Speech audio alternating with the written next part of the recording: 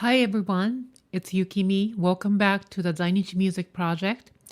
This is episode 6 titled Sōren and the Search for Dignity in my current series reflecting on Professor John Lee's article on Zainichi Koreans. As I've mentioned before, I am not simply summarizing the article. I'm using it as a starting point for my own research, reflection, and questions around Zainichi history, identity, memory, and belonging. The full article is linked in the show notes, so if you would like to read Professor Lee's argument directly, I encourage you to do so. Before we go any further, I want to briefly remind everyone who Zainichi Koreans are and why this history matters. Zainichi Koreans are not simply Korean immigrants who chose to move to Japan. This is one of the biggest misunderstandings. Our history begins with empire. Officially from 1910 to 1945, Japan colonized Korea for 35 years. During that time, Korea was annexed into the Japanese Empire and Koreans were made imperial subjects.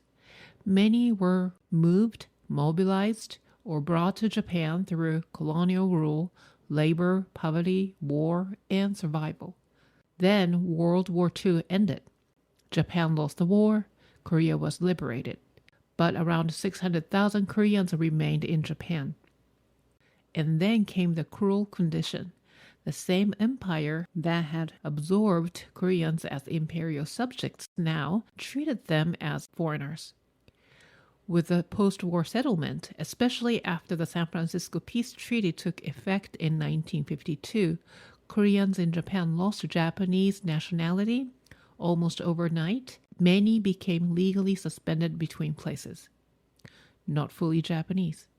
Not simply able to return to Korea either, especially after the peninsula was divided into North and South, and after many families had already spent years, even decades, building their lives in Japan despite deprivation, discrimination, and exclusion.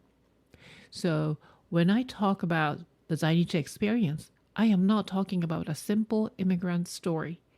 I am talking about people whose lives were shaped by empire, war, post-war political upheaval, statelessness, and exclusion, and who still had to survive inside a society that often treated them as permanent outsiders, legally and socially. And for me, this is not only history, it is personal. I was born and raised in Japan as a third-generation Zainichi Korean, but I never became a Japanese citizen. For much of my childhood, my legal identity was shaped by this unresolved post-war status. Then in the early 1990s, Japan created special permanent resident status for former colonial subjects and their descendants. Around that time, in my teenage years, I was finally granted special permanent resident status and was able to obtain a South Korean passport through Mindam, the South Korea-affiliated Korean Residents Union in Japan. But even then, I was not Japanese. I was allowed to live in Japan, but I did not fully belong to it, legally, socially, or emotionally. Soon after I came to the United States on my own for college, I assumed I would return to Japan each year to maintain my special permanent resident status, despite having been born there. I also expected to go back to Japan after graduating, so becoming a naturalized Japanese citizen was not something I seriously considered at the time. Why I ultimately chose to stay in the United States and what happened to my special permanent resident status in Japan is a story for another time. But this is why this history matters to me, and this is also why I started this podcast. The podcast itself is one part of a much larger effort, the Zainichi Music Project. Its mission is to explore Zainichi history, identity, memory, and belonging through research, storytelling, music, and public dialogue. If you would like to support the larger Zainichi Music Project financially, the NIFA project link is in the show notes. Your support helps make the research, music, and educational work behind this project possible. And if you are new to this series, I encourage you to go back and listen to the previous episodes first. In those episodes, I go into much greater detail about who Zainichi Koreans are, how Japanese colonialism shaped our history, and why questions of identity and belonging remain so complex even now. Today, I want to talk about one of the most complicated paths that this search for belonging eventually led us down. Sōren. Sōren, also known as Chongryon, was the pro-North Korea organization in Japan. I know that the moment we hear North Korea, many people immediately react politically. I totally get it. That reaction is understandable. So, I want to be very clear from the beginning. This episode is not an endorsement of North Korea by any means. Not at all. I am not affiliated with North Korea either. It is not an attempt to romanticize any government, ideology, or political system. What I want to ask of you today is something deeply human, even if it is uncomfortable, to pause before judging, to listen before reducing this history to politics, and try to put yourself in the shoes of an excluded community and understand why they might search for dignity through an imagined homeland. Why would people who are discriminated against in Japan become emotionally attached to a place that many of them had never actually lived in? Why would an organization connected to North Korea matter so deeply, not only politically, but socially, emotionally, educationally, and psychologically? This is the question at the center of today's episode. In John Lee's article, one argument that stood out to me is that in the late 1950s, Sōren promoted North Korea as a model socialist state and as a homeland where Zainichi Koreans could recover national identity and social dignity. North Korea was presented as a place of opportunity, equality, and collective purpose. For many Zainichi Koreans living in Japan at that time, this message resonated.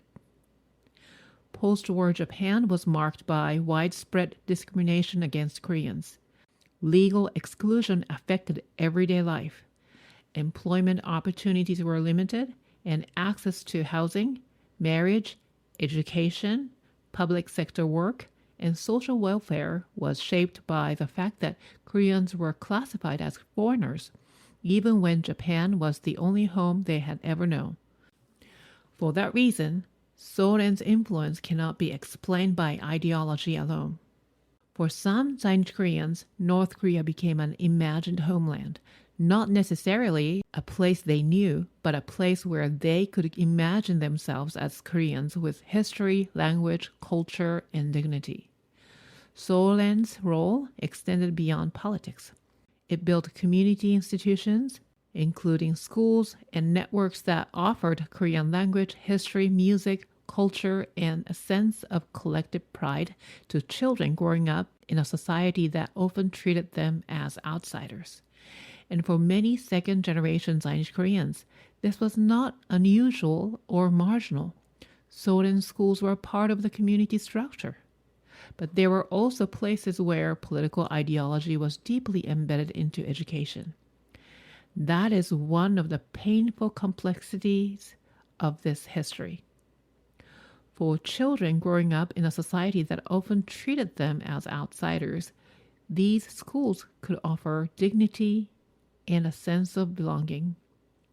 But that dignity was also tied to a political system and an imagined homeland that many students had no real way to question.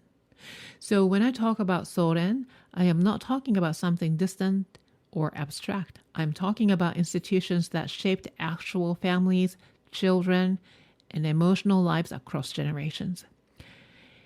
In the late 1950s and early 1960s, these ideas became closely connected to the repatriation movement. Professor Lee explains that Sōren encouraged Zainichi Koreans to return to North Korea. But for many, that was not a simple return. Many had been born in Japan, Many had never lived in Korea, and many families originally came from the southern part of the peninsula, not the north. So the word return becomes complicated. Return to where? To a homeland imagined, promised, or politically constructed? Between 1959 and 1984, more than 93,000 people, most of them Zainichi Koreans, moved from Japan to North Korea through the repatriation program. Many believed they were going to a society that would provide economic opportunity and freedom from discrimination. But conditions in North Korea proved very different from what many had expected. As information about poverty, political control, and restrictions on movement became more widely known, support for the repatriation movement declined. This became one of the major contradictions in Zainichi history. Japan was a society in which Koreans experienced discrimination and exclusion. But North Korea did not become the alternative that many had imagined. During that same period, Japan entered a phase of rapid economic growth. From the 1950s into the early 1970s, living standards improved for many people, including some Zainichi Koreans. Although discrimination remained, increasing numbers of Zainichi Koreans chose to remain in Japan, not because they had achieved full acceptance, but because Japan had become the place where their families, work, and everyday lives were rooted. Professor Lee also discusses how the idea of return continued even after the repatriation movement lost momentum, because return was not only geographic, it could also represent a return to identity, language, history, and collective memory and dignity. For many Zainichi Koreans, colonial assimilation had not produced full acceptance in Japan. Changing names, as I discussed in episode 3, did not eliminate discrimination. Speaking Japanese did not guarantee belonging. Living in Japan for generations did not automatically lead to recognition as Japanese. As a result, the idea of a Korean homeland remained symbolic importance for some people. In 1965, Japan and South Korea normalized diplomatic relations. This marked an important turning point.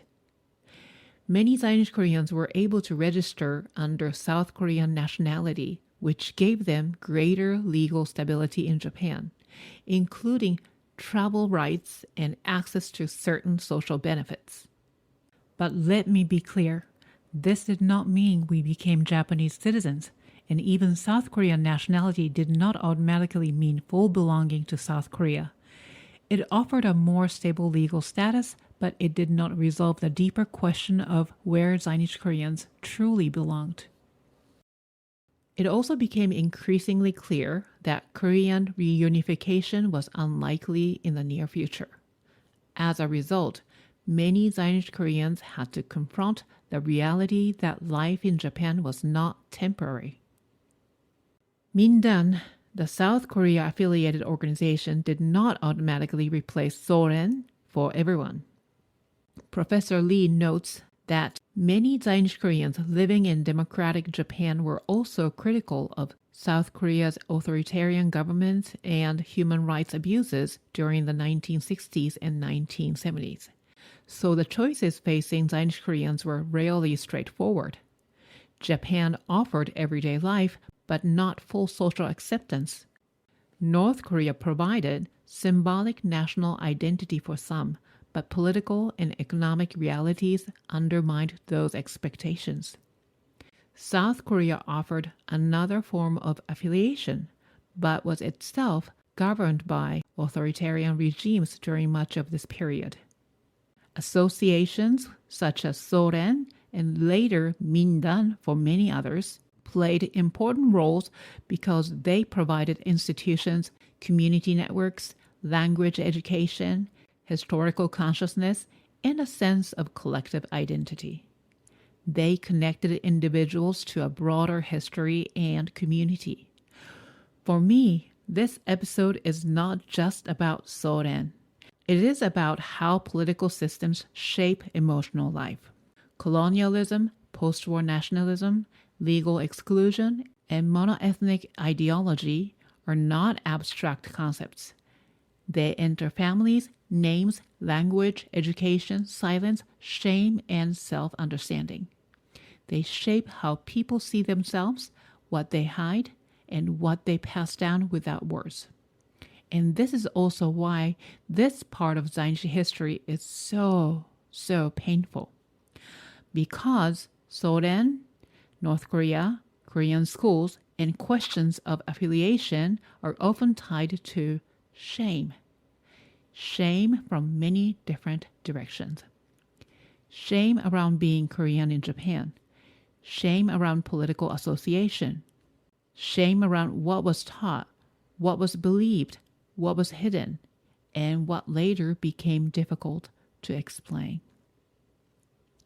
Even today, Korean schools still exist in Japan. For many families, they continue to carry Korean language, culture, memory, and community. But often, it is not exactly the Korea of today. It can feel like an older Korea, a preserved Korea, a remembered Korea, a Korea carried through displacement. And in some way, I carry that too. I did not go to a Sōren-affiliated Korean school growing up.